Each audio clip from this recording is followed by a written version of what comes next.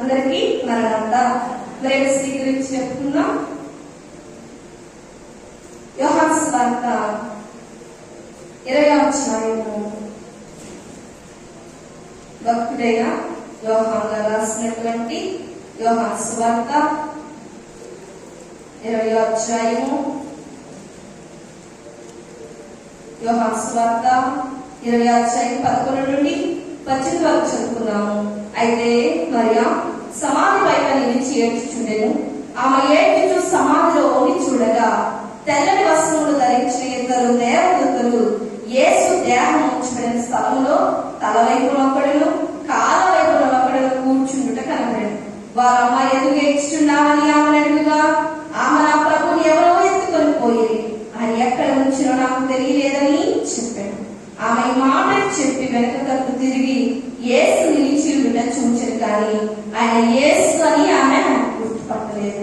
యేసు అమ్మ ఎందుకు ఏడ్చుచున్నావు, ఎవరిని ఎదుగుచున్నావు అని ఆమెను అడుగుగా, ఆమె ఆయన తోట వలనుకునేగా నీవు ఆయనను మోసుకొని పోయేలా ఆయన ఎక్కడ వచ్చిందో నాతో చెప్పుము, నేను ఆయన ఎత్తుకొని పోదునని చెప్పాను. యేసు ఆమెను చూచి మరియాను పిలిచెను. ఆమె ఆయన వైపు తిరిగి ఆయన ఎప్రి భాషతో రబ్బూని అని పిలిచాను. ఆ మాటకు బోధకుడా అని అర్థం. చూడండి, బైబిల్ గ్రంథములో మరి కనుక మగ్దలేనే మరియా. బైబిల్ గ్రంథములో క్రొత్త నిబంధనలో 6 మరియలు కనబడుతున్నారు. వారిలో ప్రధానమైన వారు ఎవరు అంటే యేసు ప్రభు తల్లి అయిన మరియా, అలాగే మగ్దలేనే మరియా. మగ్దలే ప్రాంతానికి చెందినది. మగ్దలే ప్రాంతం ఎక్కడుంది అంటే గలిలయ ప్రాంతానికి పడమరగా తిబెరియాకు వాయువ్యంగా 3 మైళ్ళ దూరంలో మగ్దలే ప్రాంతము ఉంది. మరియా అనే పదము మిరియాము అనే హెబ్రీ పదం యొక్క గ్రీకు రూపంగా కనబడుతుంది. మరియా అనగా అర్థం ఏంటి అంటే ప్రియమైన అని అర్థం. మరియా అనగా అర్థం ఏంటండి? ప్రియమైన. మగ్దలే అనగా అర్థం ఏమిటి అంటే ఎత్తైన గోపురం అని అర్థం. మగ్దలేని మరియా కొన్ని మనం చూసుకుంటే లూకా సువార్త 7వ అధ్యాయము భక్తుడైన లూకా గారు రాసినటువంటి లూకా సువార్త 7వ అధ్యాయము 37 నుండి చదువుకుంటే 7వ అధ్యాయము 37 నుండి మనం చదువుకుంటే ఆ ఊరిలో ఉన్న పాపాత్ముడైన ఒక స్త్రీ యేసు పరిసయ్యుని ఇంట భోజనములు కూర్చున్నాడని తెలుసుకుని ఒక బుట్టెలో అత్తరు తీసుకుని వచ్చి వెనకతట్టు ఆయన పాదముల యొక్క నిలవబడి ఏడ్చుచు కన్నీళ్లతో ఆయన పాదములను తడిపి తల వెంట్రుకలతో తుడిచి ఆయన పాదములను ముద్దు పెట్టుకొని ఆ అత్తరు వాటికి పూసెను.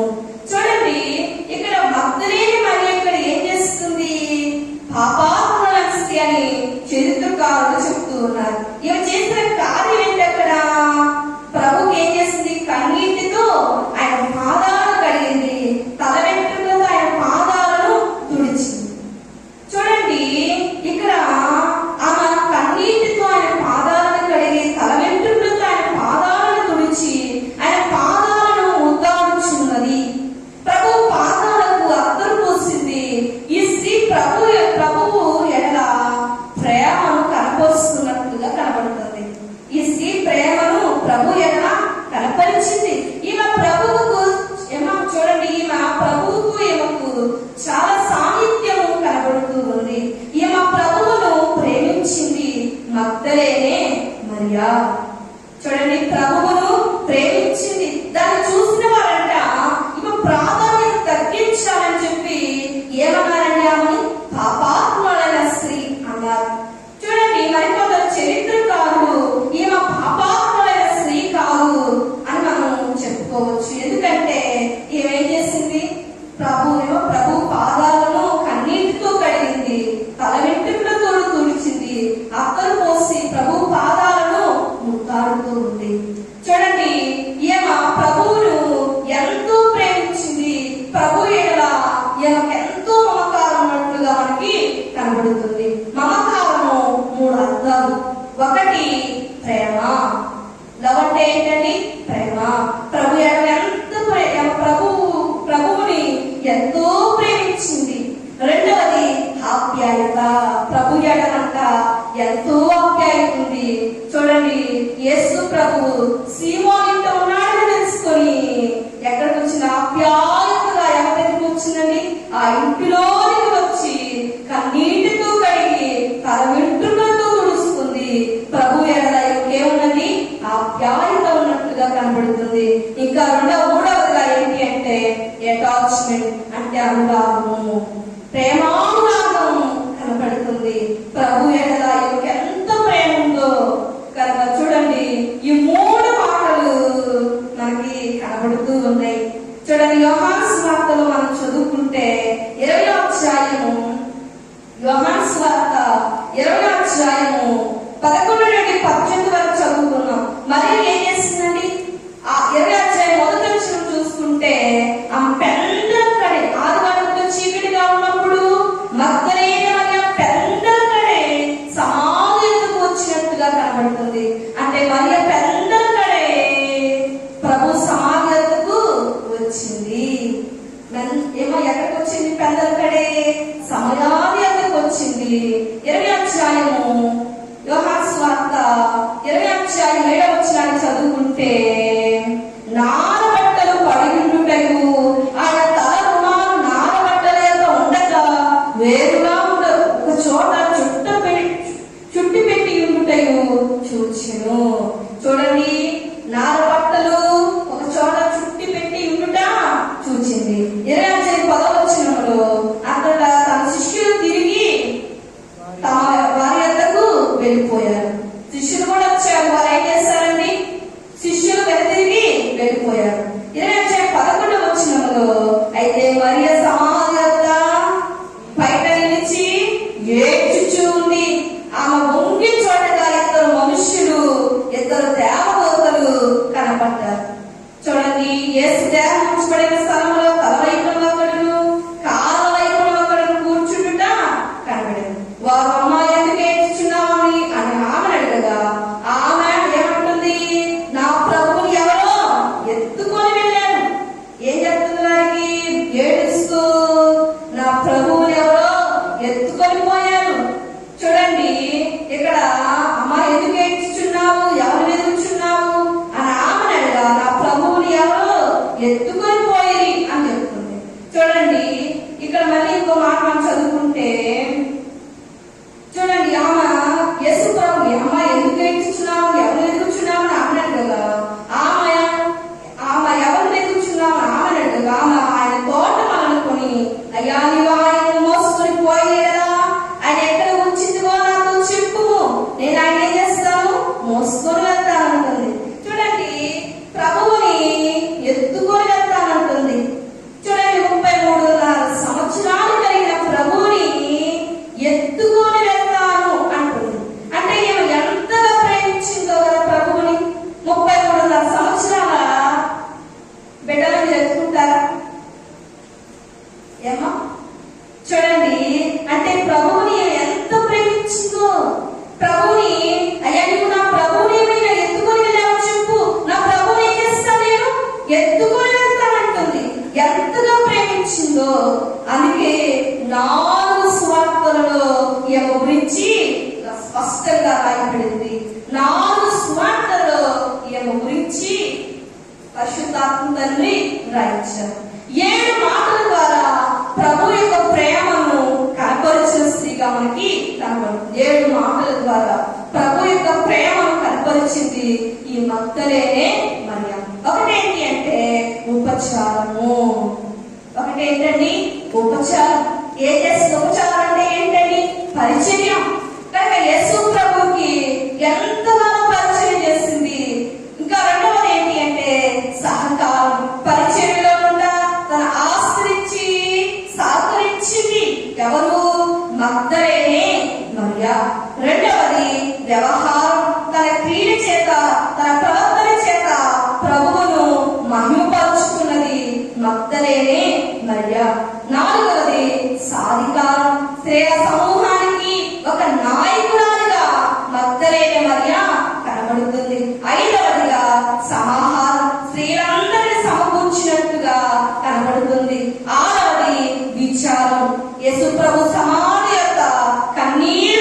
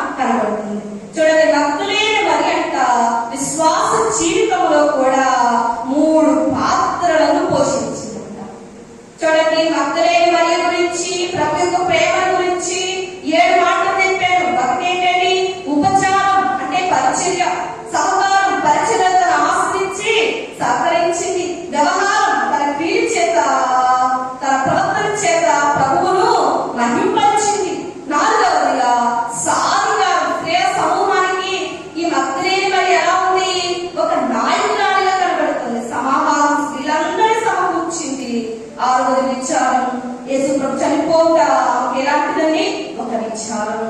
అందుకే సమాధి దగ్గర కన్నీరు కాచినట్టుగా కనబడుతుంది. 7వది అంగీకారం. బోధకుడి మాటకు నేను ఇంకా తండ్రి అంతకు ఎక్కిపోలేదు కనుక నన్ను ముట్టుకోవద్దు అనగానే ఆమె బోధకుడి మాటకు లోబడిన స్త్రీగా కనబడుతుంది. విశ్వాస జీవితంలో కూడా ఈ మగ్దలేనే మరియా 3 పాత్రలను పోషించింది. ఆ 3 పాత్రలు ఏమిటి అంటే, ఒకటి స్నేహితురాలు. ఒకటేంటండి? స్నేహితురాలు. మన స్నేహితులు అంటే ఎవరండి? ఆపదలో ఉన్నవారి ఆదుకునే వారిని ఏమంటారు? స్నేహితులు, లేకపోతే నిజమైన స్నేహితులు అంటారు.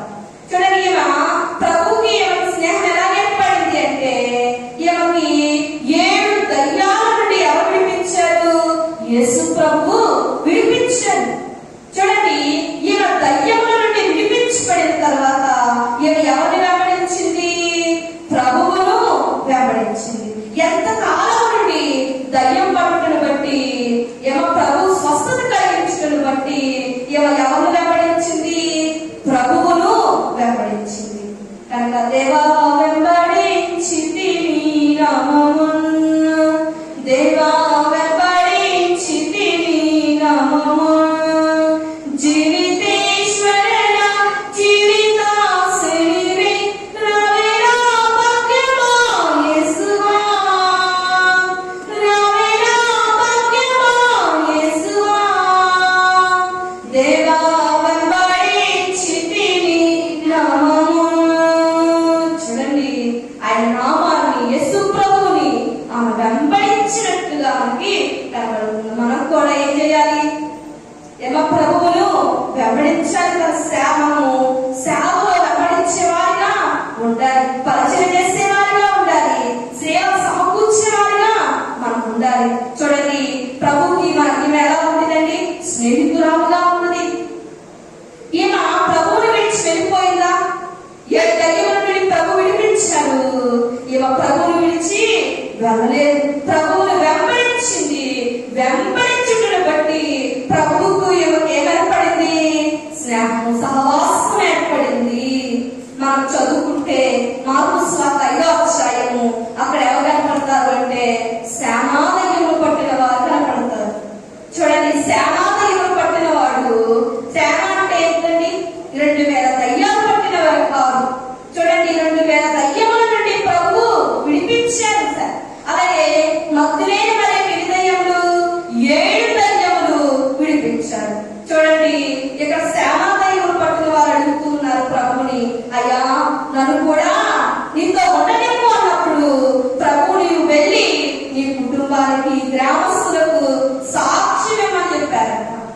చూడండి, అయితే దైవజనులకు ఒక పేరు పెట్టారు. ఏమిటి అంటే గెరాసీనుల మిషనరీ అని పెట్టారు. చూడండి, ఎప్పుడైతే దయ్యములను విడిపించేశారో, ఇది ఎలా ఉన్నాడు? గెరాసీనులకు, దెద్దుపులకి ఏం చేస్తున్నారు? సువార్తను ప్రకటిస్తున్నారు. ఒక మిషనరీగా కూడా మారిపోయారు. చూడండి, సాతాను దయ్యాలు సగకార్యాలు ఏంటి? సాధనం అన్నారు దైవజనులు. కనుక చూడండి, యేసు నన్ను విడిపించినావు, దయ్యముల నుండి నన్ను విడిపించినావు అని అయ్యగారు తెలుగు కీర్తనలో రాస్తారు.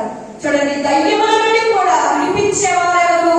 యేసుక్రీస్తు ప్రభువారై ఉన్నారు. చూడండి, ఇక్కడ మగ్దలేనే మరియకు దయ్యముల నుండి విడిపించబడిన తర్వాత ఈమె ప్రభువును వెంబడించింది. చూడండి, ప్రభువు స్నేహితురాలుగా, శిష్యురాలుగా ఈమె మారిపోయినట్టుగా కనబడుతుంది. చూడండి, ఆ కాలంలోనంట శిష్యులు ప్రభువును వెంబడించారు, అలాగే స్త్రీలు కూడా ప్రభువును వెంబడించినట్టుగా కనబడుతుంది. చూడండి, ప్రభువును ప్రాణంగా ప్రేమించింది. అలాగే ప్రభువు అందరి వరకు ఏం చేశారు? ప్రాణం పెట్టుటను బట్టి ఇంకా స్నేహం ఏమైపోయింది? బలపడిందంట.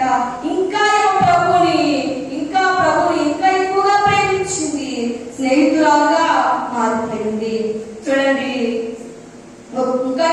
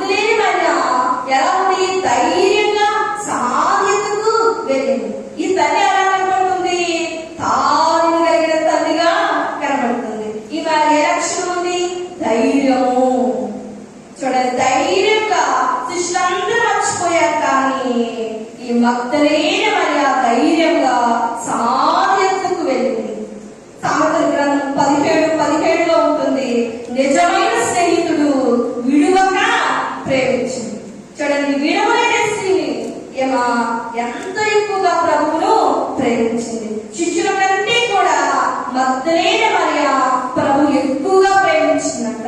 మగ్దలేన మరియ ప్రభువును హత్తుకునేదిగా ఉంది. ప్రాణ భయం లేకుండా ప్రభువును గట్టిగా పట్టుకున్నంత మగ్దలేనే మరియ.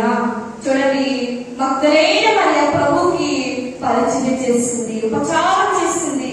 కనుక చూడండి, మగ్దలేన మరియ తన ఆస్తినంతా అమ్మి పరిచర్యకు సహకరించినట్టుగా కనబడుతుంది. ఈమె ప్రభువును గణపరిచింది మగ్దలేనే మరియ. చూడండి ఇంకా రెండో పాటగా ఏంటి అంటే శిష్యురాలుగా కూడా మగ్దలేనే మరియ ఉంది. అపొస్తలులు చూడండి యేసు ప్రభు శిష్యులు 12 మంది. చూడండి, అపొస్తలులకి అపొస్తలులుగా మారిపోయింది.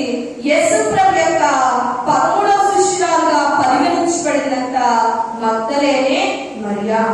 చూడండి, ప్రేమను బట్టి ఆమె శిష్యురాలుగా మారిపోయింది. యేసు ప్రభువు శిష్యులు పురుషులు ఉన్నారు, స్త్రీలు కూడా ఉన్నారు. స్త్రీలలో ప్రధానమైన వారుగా ఎవరు కనబడుతున్నారంటే ఈ మగ్దలేనే మరియ గారు కనబడుతున్నారు. చరిత్రకారులు చెప్తున్నారు, ఫ్రాన్స్ దేశానికి వెళ్లి స్వార్థను ప్రకటించిందంట. శిష్యులైతే భూదిగంతం వరకు వెళ్ళారు, స్వార్థను ప్రకటించారు వారు కూడా. కానీ మగ్దలేన మరియ ఏ ప్రాంతానికి వెళ్ళిందండి, ఏ దేశానికి వెళ్ళింది అంటే ఫ్రాన్స్ దేశానికి వెళ్ళి స్వార్థ ప్రకటించింది. చూడండి, ఒక స్త్రీ ఎంత ధైర్యంగా ఉంటుందో. చూడండి, మనం కూడా ఏం చేయాలి, స్వార్థను ప్రకటించేవారిగా మనం ఉండాలి. మూడవదిగా చూసుకుంటే సాక్షి పరురాలు. ఈమె సాక్షి. చూడండి, యేసు ప్రభువును చూచింది, యేసు ప్రభుతో మాట్లాడింది, పరుగున ఎక్కడికి వచ్చింది, శిష్యులైన వారి దగ్గరకు వచ్చి ఏమంటుంది, నేను ప్రభువును చూచాను, నేను ప్రభుతో మాట్లాడాను అంటుంది. చూడండి, ఈమె ఒక నమ్మకమైన సత్య సాక్షిగా మారిపోయింది. చూడండి, ప్రభు జన్మకాలంలో మరియమ్మ గారిని తన పని కొరకు వాడుకున్నారు. అలాగే పునరుద్ధాన సమయంలో మగ్దలేన మరియ గారిని వాడుకున్నట్టుగా కనబడుతుంది తన పని కొరకు. చూడండి, ఈమె నమ్మకమైన సత్య సాక్షి. శిష్యులైన వారైతే భయపడ్డారు, నేరలో ఉన్నారు. కానీ మగ్దలేన మరియ భయపడలేదు, ధైర్యం కలిగిన స్త్రీగా కనబడుతుంది. నేటి కాలంలో స్త్రీలు వీక్గా ఉండకూడదు. నేటి కాలంలో స్త్రీలు ఎలా ఉండాలి, ధైర్యంగా ఉండాలి. చూడండి, రానున్న కాలం ఎలాంటిదని, స్వార్థ ప్రకటించడానికి ఎన్నో ఆటంకాలు కలిగే కాలం. చూడండి, ధైర్యం కలిగి ప్రభు కొరకు నిలబడాలి. చూడండి, ఆఫ్ఘనిస్తాన్ దేశంలోనంట స్త్రీలను వారికి చూడండి, ఆఫ్ఘనిస్తాన్ దేశంలో స్త్రీలు వారికి భయంకరమైన దాడులు జరుగుతున్న స్త్రీల మీద 10-11 సంవత్సరాలు కలిగిన యవనస్తులను, పిల్లలను వారికి ఇష్టానుసారంగా చేసే చట్టాన్ని వారు రూపొందించుకున్నారంట ఆఫ్ఘనిస్తాన్ దేశంలో. చూడండి, ఇలాంటి పరిస్థితులలో స్త్రీ ఎలా ఉండాలండి, ధైర్యం కలిగి జీవించాలి. కనుక ధైర్యం కలిగి ఎవరి కొరకు నిలబడాలి, ప్రభువు కొరకు నిలబడాలి. దైవజనుడు దేవదాసే గారు అన్నారు, ఇది స్త్రీల కాలము అన్నారు. ఈ కాలంలో స్త్రీలకు ఎలా ఉంటుందండి, పవర్ ఎక్కువగా ఉంటుందంట. స్త్రీలకు ఏముంటుంది, పవర్ ఎక్కువగా ఉంటుంది. మనందరం స్త్రీలనే కనుక మనందరం ఎలా ఉండాలి, ధైర్యం కలిగి ఉండాలి. కనుక ఇంకా మనం చూసుకుంటే ధైర్యంగా సువార్తను ప్రకటించింది. అయితే రాస్తారు కదా, భూలోకమంతటికి సువార్త పోవుటకిండి ప్రధానము, పైలోకంబు నుండి వచ్చిన బైబిల్ విషయమును కీర్తి చూపుము, మనోవిచారము కూడదు నీకు మహిమ తలంపులే. బైబిల్ విషయం సువార్తను ఏం చేయాలి, ధైర్యంగా ప్రకటించాలి. అనేక చోట్లకు చూడండి వెళ్ళి మనం కూడా ఏం చేయాలి, సేవను చేయవలసిన వారమై ఉన్నాం. ఈ మగ్దలేన వల్ల ప్రత్యక్షత ఉంది, ఏమలో సాక్ష్యం కూడా ఉంది. ఇంకా పెళ్లి కుమార్తె లక్షణాలు, వధువు స్థితులు ఎవరిలో ఉన్నాయండి, ఈ మగ్దలేన మరియలో కూడా ఉన్నాయి. ఏంటి ఆ స్థితులు అంటే, పెళ్లి కుమార్తె లక్షణాలు, వధువు స్థితులు మగ్దలేన మరియలో చూడొచ్చు. ఏంటి ఆ అంటే ఒకటి సిద్ధపడుట. ఏం చేసిందండి? సుగంధ ద్రవ్యాలను ప్రభు కొరకు సిద్ధపరిచింది. కనుక బుద్ధి కలిగిన కన్యకులు ఏం చేస్తారు? ఏమో బుద్ధి కలిగిన కన్యకులు ఏమో దివిటీలను చక్కపరుచుకున్నారు. అలాగే ఈ బుద్ధి కలిగిన కన్యక వలె ఏం చేసుకునేవా? సిద్ధపరుచుకున్నది. సుగంధ ద్రవ్యాలను సిద్ధపరుచుకునే స్త్రీగా మనకు కనపడుతుంది. చాలా మంది నేటి కాలంలో ఎలా ఉన్నారంటే సిద్ధపడుట. ఏమో ఆదివారం కొరకైన సిద్ధపాటు నేను ఎప్పుడండి? శనివారమే. శనివారం ఏం చేయాలి? మనము సిద్ధపడిపోవాలి. కనుక పెళ్లికి మాకు లక్ష్యం ఏంటి? మొదటిగా సిద్ధపడుట. రెండవది చురుకుదనము. ఎంత చురుకుదనం అండి! యేసు ప్రభువును చూసిన తర్వాత ఈమె కాళ్ళు నిలబడ్డాయా? నిలబడలేదు. పరుగున వెళ్ళిపోయింది శిష్యుల దగ్గరికి. చూడండి, ఈమె చురుకైన పెళ్లి కుమార్త. హెబ్రీ స్త్రీల బైబిల్ గ్రంథంలో చూస్తుంటే చురుకైనవారు. మగ్దలేన మరియ కూడా చురుకైనది. మగ్దలేన మరియ పరుగున శిష్యుల యొద్దకు వెళ్ళిపోయింది. సమాధి యొద్దకు వెళ్ళింది. అలాగే ప్రభు ఏమో శిష్యుల యొద్దకు వెళ్ళింది. పునరుద్ధాన వార్త పరుగున వెళ్ళి ప్రకటించేసిందంట. మనకు కూడా ఏమవసరం? చురుకుదనము. సంఘంలో ఏమవసరం? మనకు కూడా చురుకుదనం అవసరం. ఏమో మనం కూడా ఎలా ఉండాలి? చురుకుగా ఉండాలి. ఇక మూడవదిగా ఏంటి అంటే సమర్పణ. తను తాను ప్రభుకి ఏం చేస్తుంది? సమర్పించుకొని తన ఆస్తినిచ్చింది. చూడండి, అయ్యగా రాశారు కదా, వెండి పసిడి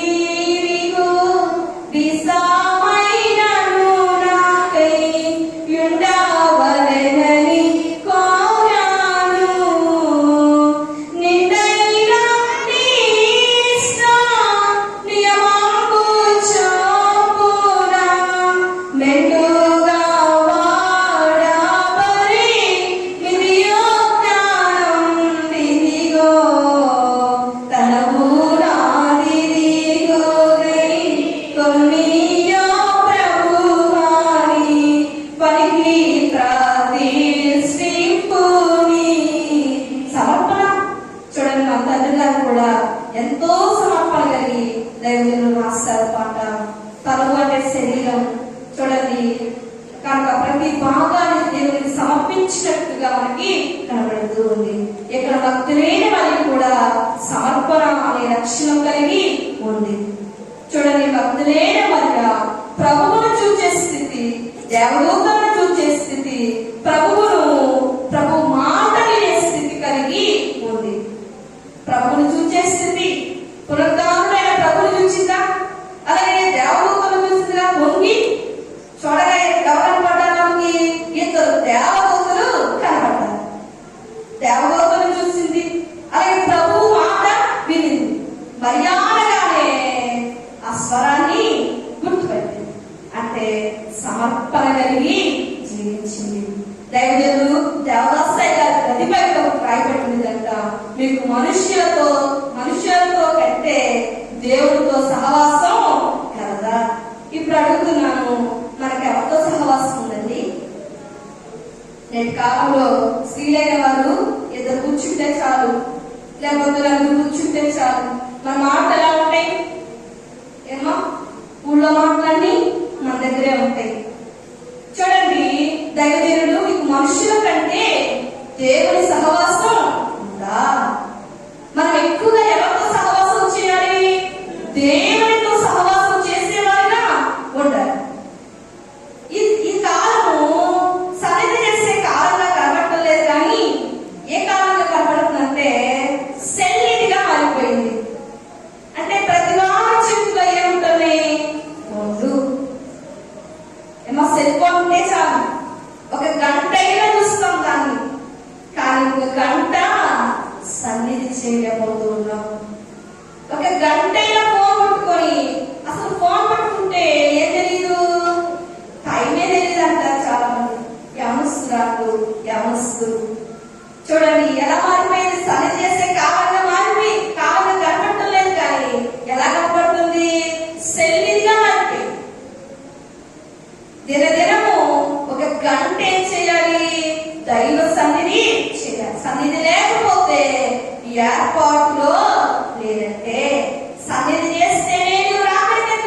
సంపాదించుకుంటావు. సన్నిధి చేస్తేనే నీవు ప్రభు రూపాన్ని సంపాదించుకుంటావు. కనుక ఏమా నీ రూపాలావణ్యాలు అయితే రాస్తారు కదా, నీ రూపాలావణ్యములు నా రూపాలావణ్యములగును, నా రక్తము ప్రతి నిమిషము నీలో, నా రక్తము ప్రతి నిమిషము నీలో దారన ప్రవహించును అది జీవము. చూడండి, ఆయన రూపంలో లావణ్యాలు ఎవరు సంపాదించుకోవాలి? మనం సంపాదించుకోవాలి. కనుక షారోను మైదానముతో సమమైన మైదానము ఏ రాజా మందు లేదు ఎంచి చూడగా, ఏ రాజా మందు లేదు ఎంచి చూడగా, ప్రభు యేసు రూపే సంగ వధువు ధరించేనామె విభావామే మార్చునేను వివరింపగలను. ప్రభు యేసు రూపు సంగ ఎవరు రూపం సంపాదించుకోవాలి? ప్రభు రూపాన్ని సంపాదించుకోవాలి. కనుక చూడండి, దినదినం ఒక గంట సన్నిధి చేయకపోతే రాకడికి సిద్ధపడలేదు. చూడండి, రాకడ మేఘం ఎక్కటం అంత సులువేమీ కాదు. కనుక దినదినం మనం ఏం చేయాలి అంటే దైవ సన్నిధి చేయాలి, ప్రభు రూపాన్ని సంపాదించుకోవాలి. చూడండి, ఎంత గొప్ప భక్తుడైనా కానీ, ఎంత గొప్ప ఉద్యోగం ఉన్నా కానీ, ఎంత గొప్ప బంధువులున్నా కానీ ఇవన్నీ దైవ సన్నిధికి సాటి అగునా అంటే సాటి కాదు. కనుక దైవ సన్నిధి ఎంతో విలువైనది.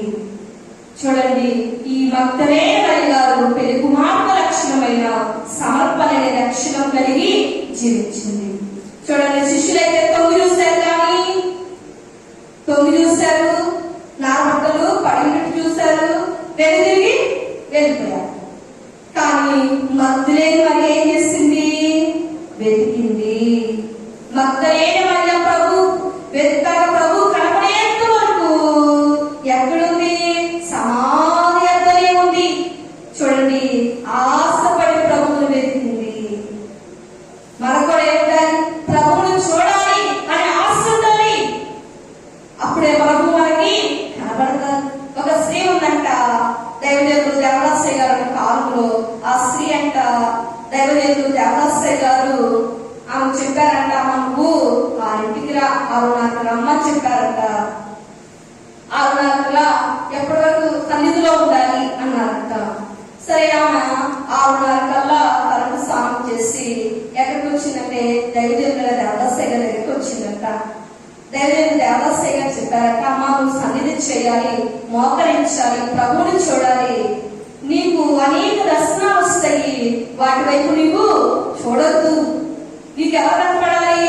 ప్రభువు మాత్రమే కనపడాలి, నువ్వు ప్రభువుని మాత్రమే చూడాలి అని చెప్పారంట. అయితే ఏమో మోకరించిందంట. ఏమో ఎప్పటి వరకు ఉండాలి? సాయంత్రం 5:30 వరకు ఉండమని చెప్పారంట. చూడండి, టైం అయిపోతుందంట. ఇక 5:25కి ఒక్క 5 నిమిషాలు మాత్రమే ఉందంట. అప్పుడు ఏమో అనేక దర్శనాలు వచ్చాయంట, కానీ వాటి వైపు ఏమో చూడలేదంట. ఇక 5 నిమిషాలు ఉండగా ప్రభు కనపడ్డారంట. ఏమిటి? ప్రభు కనపడి ఏమని లోటస్ అని చెప్పి వెళ్ళిపోయారంట. లోటస్ అని పలికి వెళ్ళిపోయారంట. దేవదాసయ్య దగ్గరికి వచ్చి, అయ్యా ప్రభు కనపడ్డారు, నన్ను లోటస్ అని చెప్పి వెళ్ళిపోయారయ్యా అని చెప్పిందంట. నాకు అర్థం కాలేదయ్యా, లోటస్ అని అన్నారు, వెళ్ళిపోయారు అన్నారంట. అయితే అయ్యగారు చెప్పారంట, చూడండి, తామర పువ్వు ఎక్కడ ఉంటుందండి? ఏమో మురికి నీటిలో ఉంటుంది ఏమో, కానీ మురికి నీరు తామర పుష్పం మీద పడిద్దా? పడదు.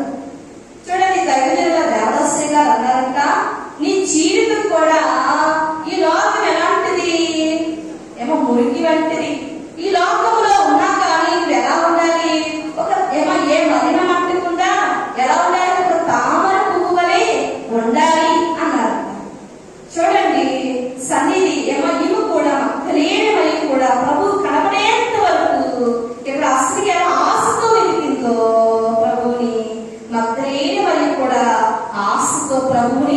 వెతికింది కాబట్టి ప్రభువుకు ఆమె కనపడ్డారు. నాకు అనుభవంగా చూస్తుంటే స్వరం వినే అనుభవం. చూడండి, ప్రభు పిలిచారు, మరియా అని పిలవగానే వెనక్కి తిరిగి ఏమంటున్నానా, రబ్బుని, బోధకుడా అంటుంది. చూడండి, మగ్దలేన మరియా ప్రభు స్వరాన్ని గుర్తుపట్టిందా లేదా? మనం కూడా మన ప్రభు మనం పిలుస్తూ ఉంటే ఆయన స్వరాన్ని గుర్తుపడుతున్నామా? గుర్తుపట్టడం లేదు. చూడండి, మగ్దలేన మరియా ప్రభు యొక్క శరీర రూపాన్ని చూసింది, మగ్దలేన మరియా శిలువ రూపాన్ని చూసింది, మగ్దలేన మరియా మరణ రూపాన్ని చూసింది, మగ్దలేన మరియా పునరుద్ధాన రూపాన్ని చూసింది, మగ్దలేన మరియా ఆరోహణ రూపాన్ని కూడా చూసింది. కనుక మనం కూడా ఎలా మారిపోవాలి? ఏమా, ఈ మగ్దలేన మరియ వలె మనం మారాలి.